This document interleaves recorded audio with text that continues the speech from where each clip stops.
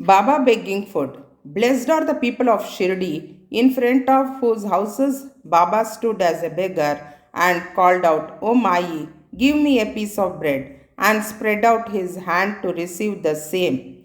In one hand he carried a tambrel, and in the other a zoli or chaupadri, that is a rectangular piece of cloth. He visited certain houses daily. Liquid or semi liquid things such as soup, vegetables, milk, or buttermilk were received in the tin pot, while cooked rice, bread, and such solid things were taken in the zoli. Baba's tongue knew no taste as he had acquired control over it. So, how could he care for the taste of different things mixed up together? Whatever things he got in his zoli and in the tin pot were mixed together and partaken by Baba to his heart's content. Whether particular things were tasty or otherwise was never noticed by Baba, as his tongue was devoid of the sense of taste altogether. Baba begged till noon, but his begging was very irregular. Sometimes he went a few rounds, on other days up to 12 noon. The food thus collected was kept in a kundi, that is earthen pot. Dogs, cats, and crows freely ate from it, and Baba never drove them away. The women who swept the floor of the masjid took some 10 or 12 pieces of bread to her house, and nobody prevented her from doing so. How could he, who even in dreams never warded off cats and dogs by harsh words and signs, refuse food to poor, helpless people? Blessed indeed is the life of such a noble person. People in Shirdi took him in the beginning for a mad fakir. He was known in the village by this name. How could one who lived on alms by begging a few crumbs of bread be revered and worshipped? But this fakir was very liberal of heart, detached and charitable. Though he looked restless from outside, he was firm and steady inside. His way was inscrutable. Still, in that small village, there were a few kind and blessed people who recognized and regarded him as a great soul.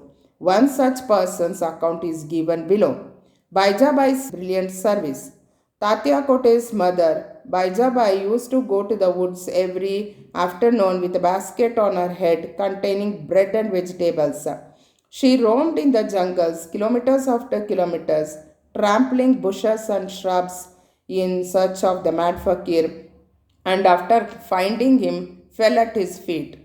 The fakir sat calm and motionless in meditation while she placed a leaf before him, spread her things, eatables, bread, vegetables, etc., thereon, and fed him. Wonderful was her faith and service.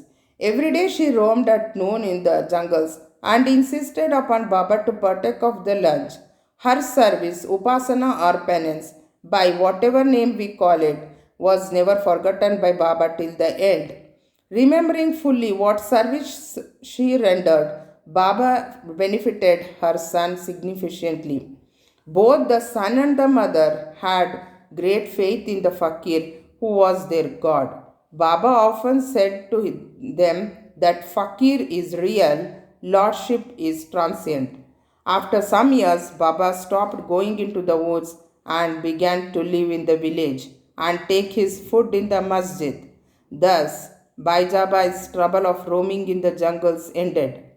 Dormitory of Trio. Ever blessed are the saints in whose heart Lord Vasudeva dwells. Unfortunate indeed are the devotees who get the benefit of the company of such saints. Two such fortunate fellows, Tatya Kote Patil and Bhagat Mahalsapati, equally shared the company of Sai Baba. Baba also loved them both. These three persons slept in the masjid with their heads towards the east, west, and north, and with their feet touching one another's at the center. After spreading their beds, they lay on them, chit chatting and gossiping till late at night. If any one of them showed any signs of sleep, others would wake him up. For instance, if Tatya began to snore, Baba at once got up and shook him from side to side and pressed his head. If it was Mahalsapati, he pulled him close, stroked his legs, and patted his back.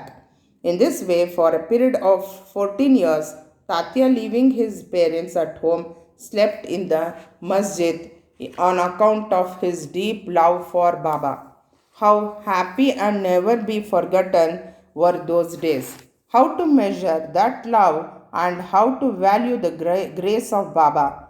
After the passing away of his father, Tatya took charge of the household affairs and began to sleep at home.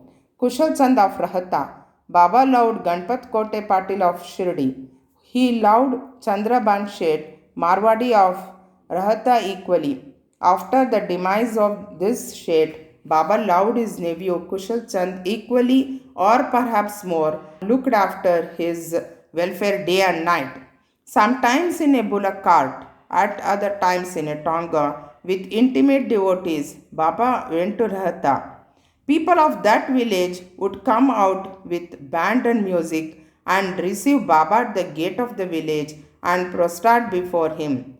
Then he was taken into the village with great honor and ceremony.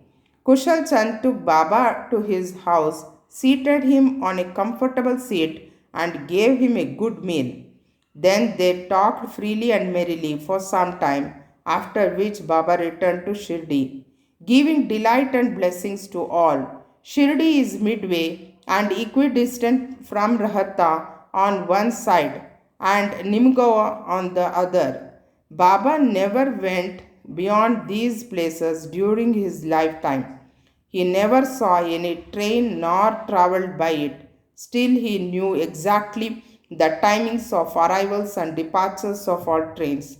Devotees who acted according to Baba's instructions given at the time of taking his leave fared well, while those who disregarded them suffered many a mishap and accident. More about this and other matters will be told in the next chapter. Both to Sri Sai. Peace be to all.